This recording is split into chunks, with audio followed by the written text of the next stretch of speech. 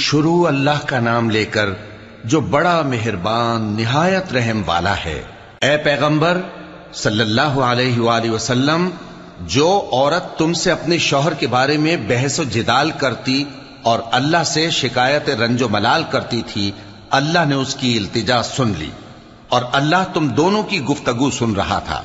کچھ شک نہیں کہ اللہ سنتا ہے، دیکھتا ہے۔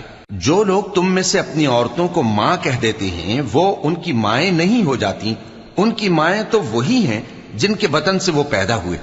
بے شک وہ نامعقول اور جھوٹی بات کہتے ہیں، اور اللہ بڑا معاف کرنے والا ہے، بخشنے والا ہے۔ اور جو لوگ اپنی بیویوں کو ماں کہہ بیٹھیں پھر اپنے قول سے رجوع کر لیں تو ان کو قربت سے پہلے ایک غلام آزاد کرنا ضرور ہے۔